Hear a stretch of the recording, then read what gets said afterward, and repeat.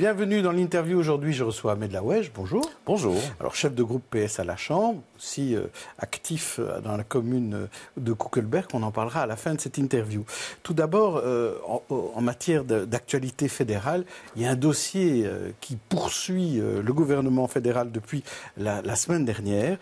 C'est ce dossier de la petite Maouda, décédée tragiquement lors d'une course-poursuite. Mais aujourd'hui, on se focalise davantage sur la famille de Maouda et son petit frère, donc, et les parents. Et il y avait une demande de régularisation exceptionnelle. Théo Franken fait la sourde oreille pour l'instant. Pourquoi ne veut-il pas régulariser cette famille qui pourtant doit suivre un peu finalement et l'enquête et peut être assez proche de l'endroit où vont être organisées des obsèques de leur fille d'ailleurs. Faut-il s'en étonner? Malheureusement non. On sait que Théo Franken fait preuve en matière d'asile et d'immigration à la fois d'indécence et de cynisme politique. Il en fait vraiment quelque chose qu'il veut porter comme un étendard et faire du beurre électoral sur le dos des demandeurs d'asile ou des immigrés. Et donc clairement, Madame Fernandez, députée socialiste, l'a interrogé. Monsieur Franken, est-ce que pour des raisons humanitaires, vous comptez accorder un titre de séjour, parce qu'il en a le pouvoir, à cette famille qui en effet a perdu son enfant dans les conditions tragiques que l'on sait et qui va être enterrée en Belgique, donc permettre à cette famille de pouvoir vivre là où leur fils sera enterré? Eh bien, Théo Franken ne répond pas. Théo Franken renvoie en disant « Mais écoutez, ils n'ont pas encore fait de demande ». Mais ce n'est pas ça qu'on lui dit. On lui dit « Mais est-ce que vous êtes prêt à le faire ?» Et il ne répond pas. Donc qu'est-ce que ça veut dire clairement? Ça veut dire que oui, il y a du côté de la NVA, à l'égard de l'asile et de l'immigration, une absence d'humanité totale. Une humanité totale. Et c'est la raison pour laquelle nous, on doit pouvoir continuer à soutenir la famille et puis surtout soutenir un certain nombre de principes. Des principes qui font que dans certaines situations humanitaires, on doit pouvoir se montrer généreux et compatissant. Même si c'est dans un cadre de réfugiés illégaux, entre guillemets, de passeurs, tout un aspect évidemment qui au niveau pénal est poursuivi en tout cas. Alors il y a des lois, il y a des lois contre le trafic d'êtres humains, donc ces gens doivent être poursuivis et punis en fonction des lois, bien entendu. Et puis à côté de ça, il y a des victimes. Et ces gens qui sont malheureusement des candidats à l'immigration, et rappelons-nous qu'ils n'étaient que de passage en Belgique, ils comptaient aller en Angleterre, ces gens sont aussi victimes de ces trafiquants. Et de surcroît, ils ont, dans les conditions qu'on connaît, perdu leur fille. C'est la raison pour laquelle, et un cadre légal existe, on souhaite pouvoir leur accorder un titre de séjour humanitaire. Eh bien, Théo Franken et la NVA ne l'entendent pas de cette façon. D'ailleurs, on a aussi aujourd'hui entendu des déclarations de Bart de Wever qui, lui, considère que c'est la faute des parents. Donc vous imaginez à quel niveau d'indécence on se situe avec la NVA. Alors parlons des pensions, autre dossier chaud au niveau fédéral. Et je voudrais vous faire écouter ce que Alexander De Croo, le vice-premier VLD du gouvernement fédéral, disait ce matin en arrivant 16 rue de la Loi. Il répondait aux questions de nos collègues de Belga. Mais ceci est une discussion d'importance de société. Et l'importance de société, c'est la politique qui doit le mener. Ce n'est pas les syndicats. Et c'est nous qui menons la concertation et les syndicats ont une place dans la concertation. Mais c'est nous qui le faisons, ce n'est pas les syndicats qui le font. Et donc, il y a une certaine procédure. À un moment donné, on discutera d'une liste. Pour l'instant, il n'y a pas de liste. Pour l'instant, il n'y a pas de liste. On parle là de la fameuse liste des métiers pénibles dans la fonction publique. C'est un désaveu total de Daniel Bacquelaine, du ministre des Pensions, mais aussi du Premier ministre. Qui a mené cette concertation avec les syndicats? C'est évidemment le ministre des Pensions, le MR, Daniel Bacquelaine.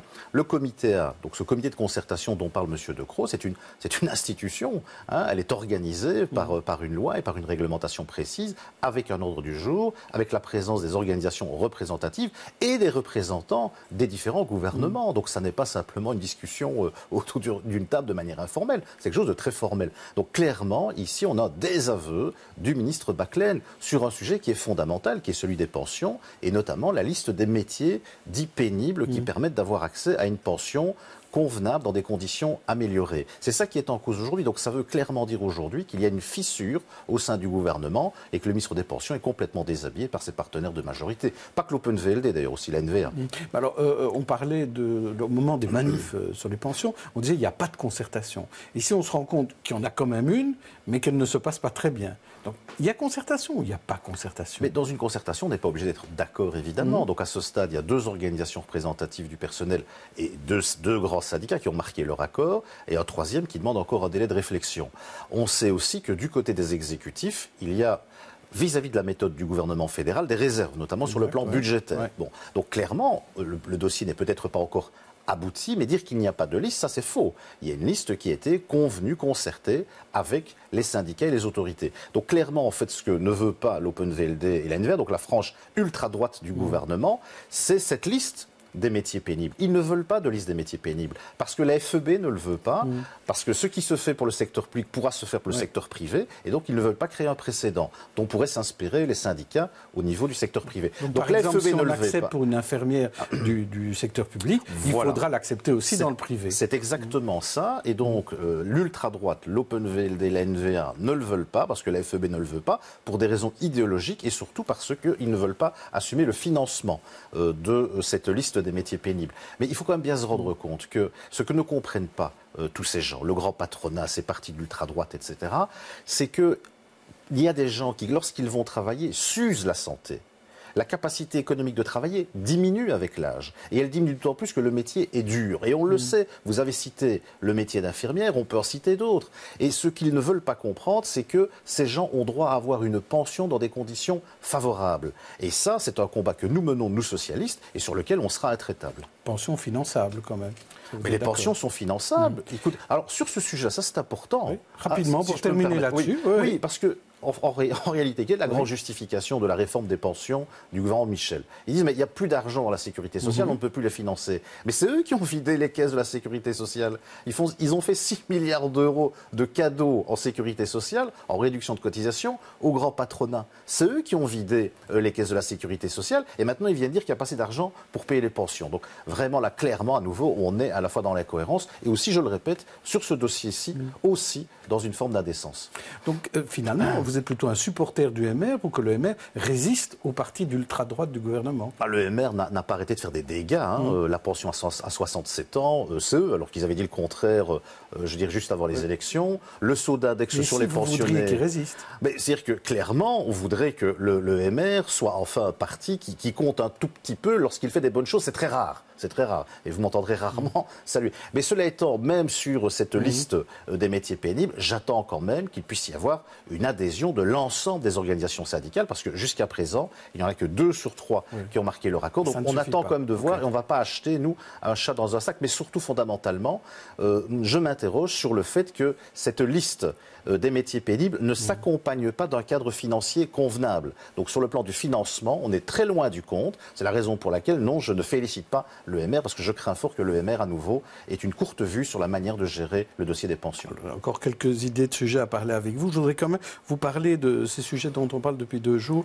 Il y a eu l'école primaire officielle à Anderlecht et maintenant à Bruxelles qui prennent leurs dispositions pour ne pas accueillir à la garde du midi des enfants qui jeûnent, parce qu'ils ne savent pas très bien comment s'organiser. Je voudrais connaître votre réaction. Je vous en propose 3. D'abord, est-ce que c'est de la stigmatisation de parler de cela? Est-ce que c'est de la bonne gouvernance de penser à l'organisation de nos écoles? Ou 3e réaction, c'est un problème délicat? Je dirais aucune des trois options à elle toute seule. Mais il peut y avoir un mélange des 3 en réalité. Donc on doit gérer ce problème comme on gérerait n'importe quel autre problème d'organisation dans nos écoles. Je n'ai pas l'impression qu'on découvre le problème. Moi, il me semble me souvenir, quand j'étais plus jeune, que la question existait déjà et que les choses se faisaient de manière assez naturelle. Donc j'imagine que s'il y a un enfant qui décide de ne pas manger, on ne va pas non plus le forcer à le faire. Donc à mon avis, c'est une question d'organisation qui doit se faire avec sérénité, parce que vous avez raison de signaler le problème de la stigmatisation. Il ne faudrait pas que des populistes à nouveau s'emparent de ce problème et en fassent une montagne. Je crois qu'il est possible de gérer ça de manière raisonnable. Alors Kuckelberg, venons-en à Kuckelberg. Vous aviez été quand même parmi ceux qui étaient très très durs avec le ministre Smet sur les aménagements autour des futurs travaux du tunnel Léopold II. Maintenant, les travaux ont commencé. Qu'est-ce que vous en pensez? Est-ce que vous vous êtes rabiboché avec Pascal Smet? Mais j'attends de voir. Je veux dire qu'il nous a malheureusement habitués jusqu'à présent à peu d'initiatives qu'il nous était facile de saluer. Donc j'attends de voir comment les choses vont se passer concrètement et en particulier si le plan de circulation qui va être mis en place en raison de la fermeture du tunnel sera opérant. Moi, ce que je souhaite, c'est qu'il ne s'enferme pas dans une espèce de logique qui serait univoque, mais qu'il soit, le cas échéant, à même de pouvoir procéder à une évaluation, parce qu'on est quand même parti pour quelques années, une évaluation des conséquences sur le trafic de la fermeture programmée du tunnel. Donc c'est une vision quand même prudente que vous avez. Ça reste une vision prudente parce qu'on est dans un bassin de vie dans le nord-ouest de Bruxelles qui est très important, avec en effet des artères et un tunnel qui sont fortement utilisés par notamment les gens qui viennent de Flandre. Et il ne faudrait pas que finalement les dindons de la farce ce soient les habitants des 5 communes du nord-ouest de Bruxelles, Molenbeek, Gentgensoren, Koekelberg et Berchem. Très bien, merci Ahmed Laoueche. Demain, dans Les Experts, je recevrai Fatoumata Sidibé et David Wetzman. D'ici là, bonne journée, bonne soirée à tous.